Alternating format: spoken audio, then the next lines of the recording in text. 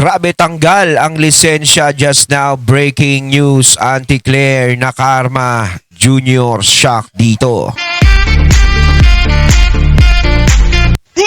Ayan, syempre itong balitang ating matutunghayan ngayon ay nagmula kay Update Pinas News. At syempre ito po ang inyong lingkod na si BT na magbibigay ng reaksyon at komento dito sa video na ating matutunghayan ngayon. At huwag na natin pagtagalin at sabay-sabay na nating panoorin ang laman ng video na hatid sa atin ni Update Pinas News at bibigyan natin ng reaksyon ang balitang ito. Pasok! Ito, una nating pag-uusapan ay ito ngang si Auntie Claire. Usap-usapan. Ayan, syempre bago natin simulan ng video ito, nais ko nga pala magbigay ng credits dito sa boses at video na matutunghayan natin ngayon. At bibigyan ng reaksyon walang iba kundi si Don Mar TV.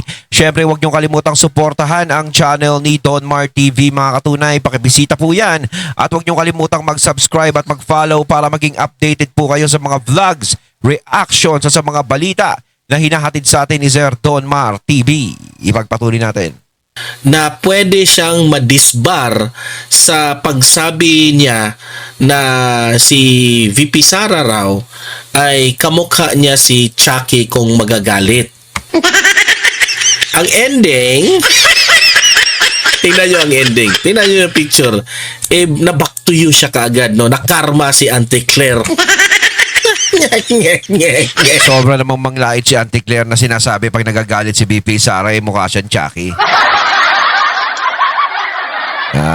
Di ba? At least, sige, ganun na nga. At least naman, diretso naman ang pag-iisip.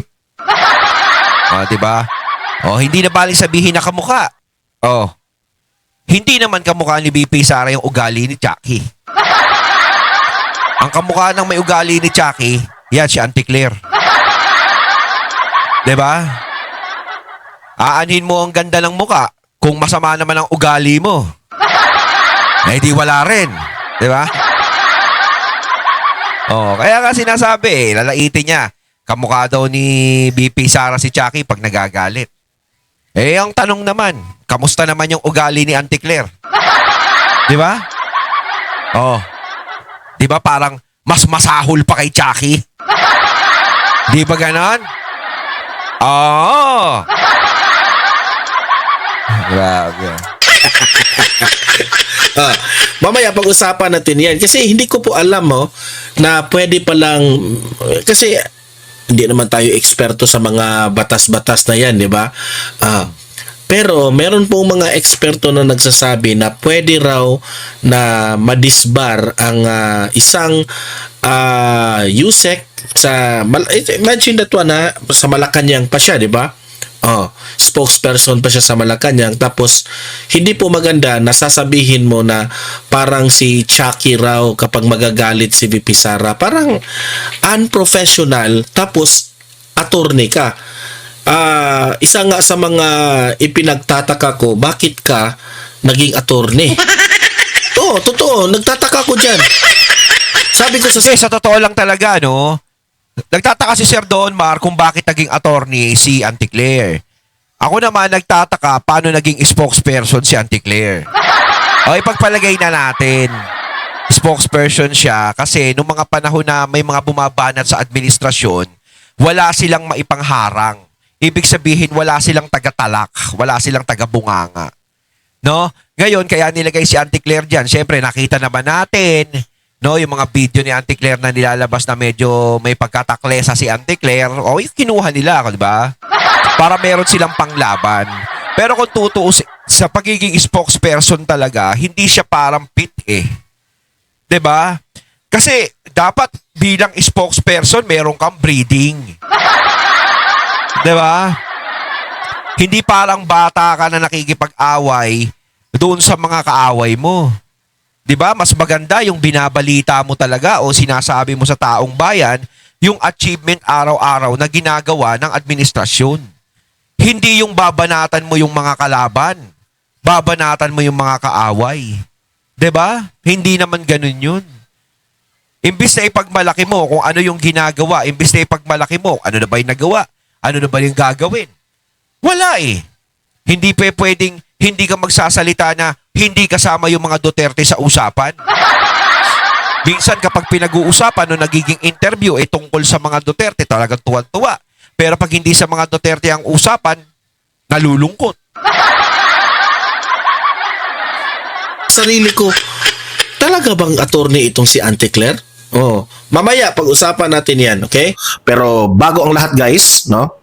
Bago natin ito pag-uusapan, help me po muna na i-like at saka i-share itong Ayan, ating like and video share, Don para Mar TV. kakalat ito sa taong bayan. Marami po ang makaalam sa katotohanan at aware tayo sa nangyayari ngayon sa ating lipunan. Okay? And sa mga bago lang dito sa aking channel, kung ngayon ka lang nanood o nakakita dito sa vlog ng Don Mar TV, i-consider nyo na i-subscribe itong channel na ito. Ayan, ha? Kasi libre lang po ang mag-subscribe sa Subscribe kay YouTube Sir Don channel. Mar. Okay? O, walang bayad yan. Mag-subscribe ka. Updated ka pa dito sa Don Mar TV. Okay? Sa mga current events. Okay.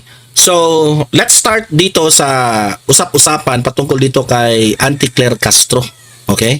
Ito po, yan. Oh. Bagay sa kanya. Mukha niya inedit no? Hindi.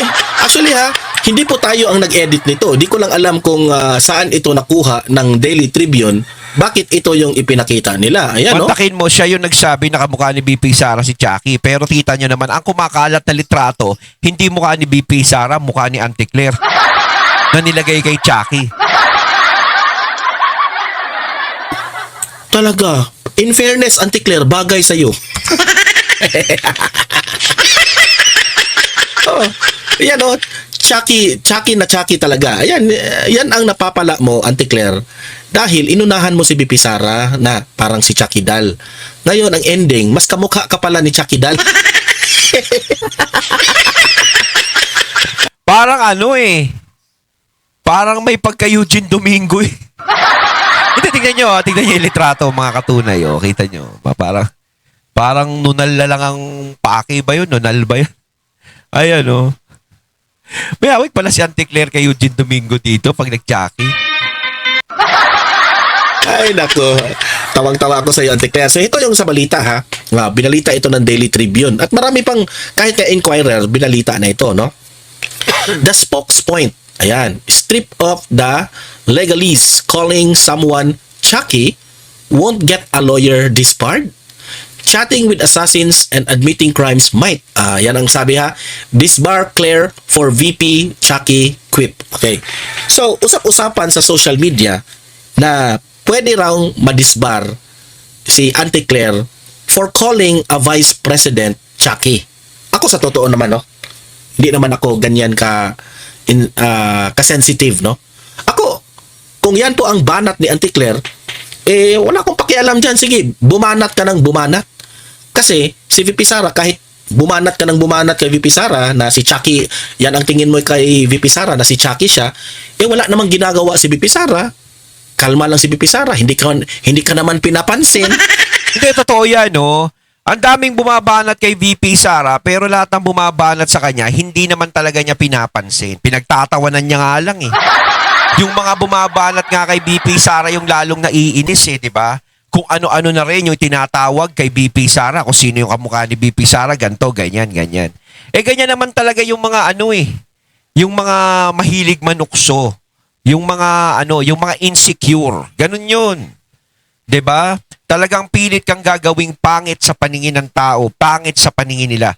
Hindi ka magiging pogit maganda sa paningin nila o hindi magiging maganda ang tingin nila sa'yo kung nai-insecure sila. Yun. Diba? Pero ang taong bayan ang bumati ko sa'yo. Ayan, tuloy. Pinagkatuwaan siya ng taong bayan. Okay, hindi na, actually si VP Sara tahimik na, hindi na nagre-revenge si VP Sara sa mga banat nitong babaeng ito. Mga tao na mismo, na taong bayan na mismo ang babanat sa kanya. Hindi, sa totoo lang, si VP Sara, napapansin ko, napakatahimik. Oo, napakatahimik ngayon. Hindi na siya katulad ng mga nakakaraan na talagang nakikipagpalitan ng banat. Pero si VP Sara ngayon tahimik. Yun yung nakakatakot, yung tahimik na tao. Kasi ika nga, magbiro ka na sa lasing, wag lang sa bagong gising, parang gano'n. Hindi, di ba? Tahimik. Iba kasi yung laman Kumbaga sa lata Ang latang maingay, sigurado walang laman yan. Pero kapag yung lata talagang hindi maingay yan. Mabigat ang laman yan. Pag sumabog yan, malamang ko humahanap lang ng tamang tiyempo yan si BP Sara. Lalong-lalo na malapit na yung 2028. Baka mamaya yung laman ng lata sumabog. Yun ang nakakatakot doon. 'Di ba? Hindi nila napapansin, tahimik lang si BP Sara ngayon. Iba ang pag ini-interview siya, iba ang niya, iba ang kilos niya, ibang niya, hindi niya iniintindi yung mga bumabanat sa kanya, yung mga bumabato sa kanya, yung mga nagkakaso sa kanya. Intindi niya lang, konti lang, pero hindi naman niya masyadong siniseryoso. Nako, ingat kayo dyan. So, umabot siguro sa point, no? Hindi ko lang alam kasi yung meron kasi yung mga organization, yung mga lawmakers. I mean, lawmakers, yung mga attorney, yung mga abogado.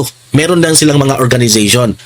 At di ko lang alam kung anong ahensya ng gobyerno o anong, na yung itong action ng isang attorney, kasi attorney itong si Ate Claire, hindi ko nga maintindihan bakit naging attorney pa ito, ay isang kasi attorney ka, di ba? Hindi maganda. Unprofessional talaga yung ganyan. Nasa simulat sa pool, hindi ko nga maintindihan. Totoo talaga yun. Bilang attorney kasi dapat ka respeto ko eh. 'Di ba? Kasi ako, tutusin, may mga nakakausap akong abogado sa mga sa mga groups, no. Kita mo naman sila kung paano makipag-usap. Talagang masasabi mo talagang respetado talaga. Hindi yung parang ganyan na para kang asal kalye kung magsalita. O katulad ni Gadon, 'di ba? Kita nyo naman si Gadon, na abogado. Tapos ganun ang ugali. O kita nyo, na-disbar. O di ba sabi na disbar daw? Hindi natin alam kung pero totoo. Ngayon si Ate Claire, ganyan din magsalita. Dapat kasi may konting breeding, di ba? Kung alam mong meron ka matinding propesyon, hindi lang naman kasi basta-basta propesyon yung abogado, talagang mataas na propesyon talaga yan. Kailangan pakita mo sa tao na dapat kang igalang talaga. Di ba? Pero kung ganyan naman talaga, na para kang bata na nakikipagpalitan ng ay mali talaga yun. Di ba? Para kang ugaling kalye. Oh. Bongbong Marcos, bakit kinuha niya itong spokesperson niya sa Malacanang na ang asal nakakahiya? Hindi. Sagutin ko yan, Sir Donmar. Kung bakit kinuha, tinatanong mo, Sir Donmar, kung bakit kinuha niya si Ate Claire. Kasi alam natin na ganyan talaga yan. Alam naman natin na talagang bumabakbak yan si Ate Claire talaga eh. 'Di ba? Bumaba na talaga yan. So yun ang kailangan kasi nila. Kasi syempre alam naman natin, dati binabanatan yung administrasyon, kailangan nila ng kailangan nila ng ipangsasangga. Yun ang kailangan talaga nila. 'Di ba? Para sa akin kasi hindi siya para spokesperson eh. Talagang pangsangga lang siya sa kung sino ang baba na talaga sa administrasyon eh. 'Di ba? Kasi hindi 'yun ang tingin ko sa spokesperson eh. Ang tingin ko sa spokesperson is yung talagang siya ang nagsasabi kung ano yung achievement na ginagawa ng Pangulo. 'Di ba? Kung ano yung gagawin ng mga Pangulo, kung ano yung mga plano na dapat gawin, 'di ba? Yun ang dapat niyang sinasabi sa araw-araw eh. 'Di ba? Hindi yung ganyan na para kang nakikipagbakbakan. At saka kung hindi makakausap pang Pangulo, ikaw ang sasagot sa mga sasabihin niya. Ibig sabihin kasi, kapag bumabanat siya sa harap ng media, 'di ba, sa mainstream media, ini-interview siya. Kung ano itatanong ng mainstream media, tapos babanat siya sa mga Duterte, ibig sabihin yun ang sinasabi ng Pangulo sa kanya. Kaya nga spokesperson eh. Kung ano yung sasabihin ng Pangulo o sinabi o ipinagbilin sa yung sabihin niya, yun ang sasabihin mo. So ang ibig sabihin, pag bumabakbak ka sa mga Duterte, nalulungkot ka na hindi Duterte ang pinag-uusapan, o bumabanat ka sa mga Duterte, ibig sabihin, nalulungkot ang Pangulo pag hindi Duterte ang pinag-uusapan. Nasasabihin ng Pangulo kay Ate Claire na kapag hindi Duterte ang pinag-uusapan, huwag kang magsasalita. Malungkot ka. Pero kapag Duterte ang pag-uusapan, eto ang sabihin mo. Si BP Sara pag nagagalit, kamukha ni Chucky. So ibig sabihin, yung kamukha ni Chucky ang nagsabi si BBM. Kasi spokesperson ka eh. Ang gawain ng spokesperson, sabihin mo kung ano yung sinasabi ng Pangulo, sabihin mo kung ano yung mga plano at achieve ng Pangulo. Yun. wala nang iba. Diba? Diba? Palingkerang-palingkera ang asal. Oo. 'Di ba? Pero wala tayong magagawa diyan kasi choice yan ng presidente. Kung ganyan po ang utak ng presidente, ganyan rin ang utak ni Anticler. Pareha lang sila, 'di ba? Ganyan lang ang level ni BBM. Kasi nung panahon po ni former President Duterte, grabe, 'di ba? Kasi mismo ang presidente natin si Duterte at that time is abogado rin. At naging fiscal pa. So meaning to say, mga magagaling na abogado. Di syempre, yung mga kinuha na mga spokesperson at mga legal counsel ni Duterte, sina spokesperson Salvador Panelo, si Attorney Harry Roque, ay talagang mga magagaling sa batas. Kita nyo naman si Attorney Panelo pa lang, di ba? Kapag nagsasalita si Attorney Panelo, kitang-kita talaga siya na abogadong-abogado. Hindi abogago. Di ba? Abogado talaga kung magsalita. Ganun yun. Kung batas lang ang pag-uusapan, talagang sobrang talino. Matatalino yan. Wala ito sa kalingkingan. Ang alam lang nito, Chucky. Ang babaw ng isip ni Anticler. Sobrang babaw ang kanyang isip na ang level ng kanyang discussion ay pang-palengke lang. Okay? Meaning to say, masang Pilipino, pang-palengke. Ang level sana ay dito. Okay? Yung level ng mga attorney ba, mga abogado, na yung mga galaw mo, hindi syempre calculated yan. Ganyan po maggumalaw ang mga abogado. Yun nga, yung level eh. Di ba may tinatawag tayo, attorney, abogado di Campanilla. Ayan. siya parang abogado di Campana. Attorney. Calculated yan. Laging every time magsasalita yung mga abogado is laging nakabatay sa batas yan. Hindi yan basta-bastang magpalingkera ng kagaya nitong si Anticler. May nakakausap nga ka-abogado, galing sa batas, halos lahat alam niya. Nakakabilib talagang iba siyang magsalita. Diba? Kumbaga, lahat ng itanong ko sa kanya, talagang, ang galing talaga. Ito yung gagawin natin, ito yung ganyan. Maganda talaga, alam niya talaga. Talaga, tsaka kami breeding siyang magsalita. Hindi katulad ni Anticler. breeding. Totoo. Di ba? Kaya nagtataka ko, talaga bang nakapasa ito ng pagiging lawyer? Wala naman siguro itong kliyente eh. Di ba? So, usap-usapan ngayon na pwede siyang madisbar. Ewan ko lang kung gaano yan ka totoo, o meron bang grounds, o meron bang nilabag na batas, o parang ethics complaint laban dito kay Anticler na pwede siyang madisbar. Pero siguro naman yung nagsalita siya sa pagiging Chucky ni BP Sara pag nagagalit, hindi naman siguro basta-basta siya madidisbar dyan. Diba? Parang malabo pa yan kasi hindi katulad ni Gadon talaga, kadisbar-disbar yung mga ginagawa ni Gadon na talagang parang wala kang ka-breathing, nakala mo taga-palengke ka lang eh. Mantakin mo, magsisisigaw ka sa kalsada, Bobo! Hello! Diba? Kala mo si Gadon, laging nakakakain ng siling pula eh. Laging galit eh. Diba? Kitang-kita mo naman. Sara, wala siyang ginawa dyan ha. Wala siyang hindi naman siya nagrereklamo kung tinawag siyang Chucky. Pero siya pa ang naimber na kasi siya ngayon ang nagmukhang Chucky. Kawawa. Siya yung pinaglaruan. So, ganyan po ang ako sa totoo lang, sana madisbar itong babaeng ito kasi kahihiyan po ng lahat ng mga lawyers at mga abogado na ganyan na pala kababaw ang isip ng mga abogado. Dapat yung idisbar ito kagaya ni Larry Gadon. Kasi po, hindi po maganda sa isipan ng taong bayan na attorney ka, ganyan ka magsalita. Ano na lang sasabihin ng taong bayan na hindi na pala mapagkakatiwalaan ngayon ang mga attorney, abogado. Meron palang nakakalusot na mga abogadong ganito magsalita. Di ba? So, dapat lang talaga madisbar itong babaeng ito for the sake of the name sa mga abogado at mga lawyers. Ako sang-ayon ako dyan in my opinion. Pero di ko lang alam kung sa batas talaga ay meron talagang linabag ito by saying Chucky sa Vice President. Okay? So, sana madisbar nga itong babaeng to. Madisbar ka na. Anyway, Anticler, kung madisbar ka, wala ka namang kliyente. Diba? Wala naman nagbabago. Kukunin ka pa rin ng spokesperson ni BBM hanggang 2028.